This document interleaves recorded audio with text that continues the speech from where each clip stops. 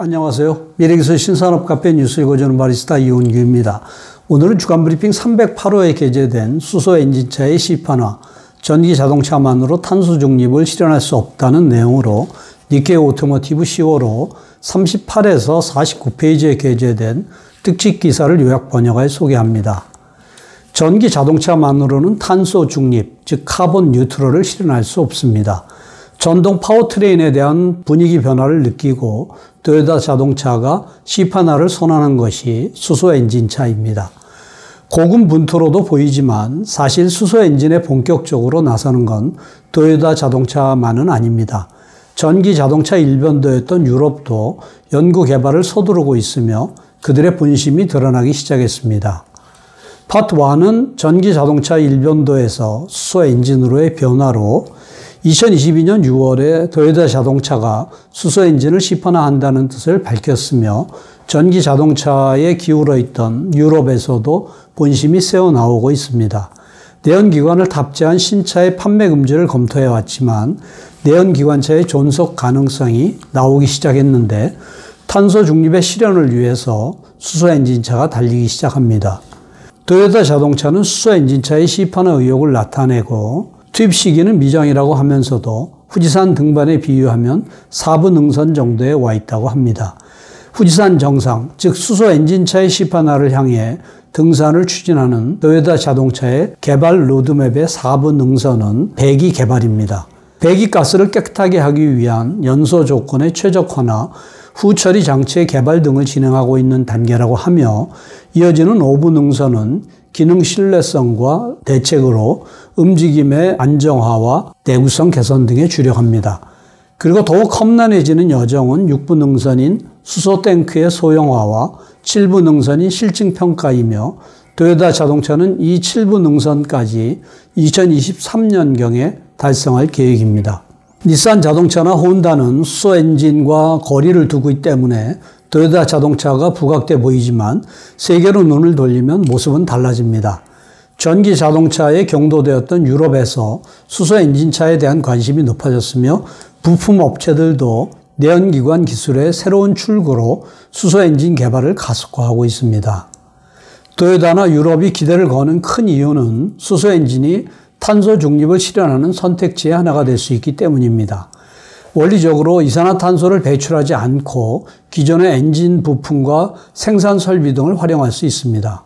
또한 마찬가지로 수소를 사용하는 연료 전지차에 비해 비용을 줄이기 쉽습니다.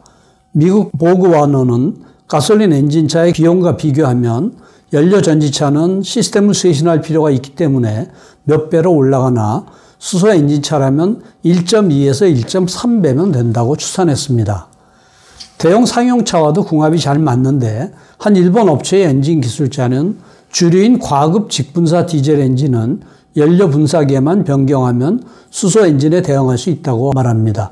이런 점에 착안한 토요타는 이스즈 자동차, 덴소 등과 손잡고 대형 상용차용 수소 엔진의 기획 및 기초 연구를 시작했다고 지난 7월에 발표했습니다.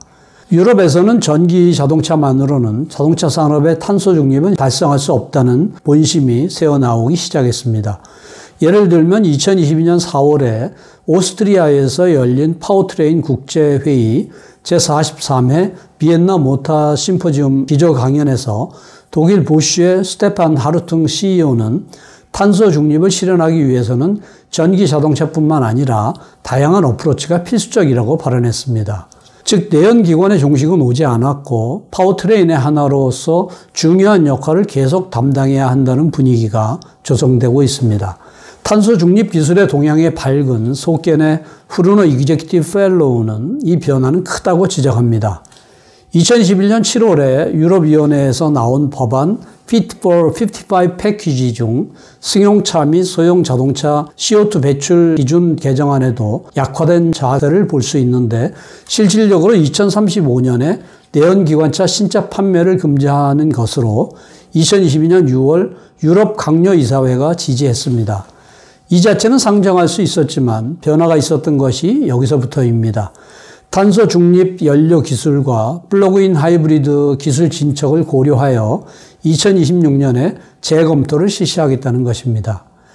내연기관 존속의 가능성이 나왔으며 전기자동차 일변도였던 전동화 분위기가 변하기 시작했습니다. 실용화를 위한 과제는 많지만 수소 엔진에 주력하는 가치는 충분히 있을 것으로 보입니다. 파트 2는 부품업체도 뜨거운 시선으로 임하고 있다는 내용으로 전기자동차 일변도였던 전동화에 대한 상황이 변화하고 있는 가운데 내연기관에 축을 두었던 부품업체들이 개발을 가속화하고 있습니다. 유럽과 일본의 거점에서 움직이기 시작한 수소 엔진 개발 현장을 찾아가 봅니다. 일본의 수소 관련 고객에 대해 시스템이나 부품 노하우로 서포트하고 있다고 하는 미국 보르그 와너 재팬의 컨트리 매니저 겸 수석 엔지니어인 한스 하담 씨는 수소뿐만 아니라 합성 연료나 암모니아를 사용하는 엔진 등 내연기관의 혁신과 관련한 폭넓은 테마를 개발하고 있다고 합니다. 다양한 차세대 엔진 후보가 있는 가운데 수소 엔진의 매력은 무엇일까요? 내연기관 부품을 주력 사업으로 삼아온 보르그 와너로서는 인젝터나 터보차저와 같은 기존 제품을 활용할 수 있다는 점이 큽니다. 이러한 특징에 착안하여 보르그 와너는 두 개의 거점에서 수소 엔진의 개발 및 검증을 시작했습니다. 2021년 7월 15일 프랑스 중앙부 도시 블루아 거점에서 보르그 와너가 직접 설계한 수소 엔진에 불이 켜졌는데 배기량 1.5리터 가솔린 엔진 베이스에 자세히 인젝터를 넣었습니다. 이 인젝터는 압축 천연가스 차량용 제품을 개량한 것으로 영국 거점에서는 배기량 2.2리터 디젤 엔진이 베이스인 수소 엔진을 평가 중입니다. 프랑스나 영국의 거점에서 실시한 실험을 통해 인젝터의 설치 위치나 연료계통의 압력 등 연료 분사 시스템을 올바르게 구축하는 것이 수소 엔진에서는 특히 중요하다는 것을 알았습니다. 배기가스의 경우는 대부분의 운전 조건 하에서 규제치를 크게 밑돈다는 사실도 확인했다고 합니다. 수소 엔진의 경우 고부하 운전 시 연소 반응 과정에서 질소산화물이 많이 배출되는 것이 과제였는데 한스 화담 씨는 공기 과익률 2 이상의 희박 연료라면 질소산화물은 거의 나오지 않는데 공기 과익률이 1.5를 밑돌면 질소산화물이 배출되게 된다고 설명합니다. 이러한 지식을 바탕으로 보르그 와너는 6종류의 수소 인젝터를 개발했습니다. 직분사와 포트 분사 각각에서 수소 분사량이 다른 3가지씩을 준비하는데 앞서 기술한 바와 같이 베이스로 한 것은 압축 천연가스 차량용 인젝터입니다. 2022년 5월에는 일본에서도 수소 엔진의 실제 기기 평가가 시작됐는데 움직인 곳은 엔진 부품에 피스톤 링을 주력 제품으로 하는 리켄사입니다. 리켄의 CEO이자 최고 운영 책임자인 마에카와 씨는 2021년 실시한 인터뷰에서 기존 엔진차 시장은 2030년 전후로 피크아웃 할 것이라고 전망하면서 새로운 수익원 구축을 서두르고 있다고 밝혔습니다. 리켄은 그 대응의 일환으로 수소 엔진 관련 개발에 착수했습니다. 리켄은 2021년 10월에 수소 및 친에너지 사업 준비실을 신설하고 수소 엔진용 부품 개발과 수소 엔진을 평가하는 해석 설비 도입을 시작했습니다. 2022년 4월에 수소 신에너지 사업 추진실로 개칭하고 같은 해 5월에 니가타현 가시와자키 사업소에서 수소 엔진의 실기 평가를 시작했습니다. 니케는 이미 국내외의 여러 업체의 프로젝트에서 시제품에 대한 문의를 받고 있는 상황이라고 하는데 수소 엔진은 내연기관 업계를 구할 수 있을까요? 부품 업체의 대응이 열기를 띠기 시작했습니다. 이상으로 요약 소개를 마치며 보다 상세한 내용은 센터 홈페이지 hjti.sn.ac.kr의 미래기술 신산업 코너를 참고해 주시기 바랍니다.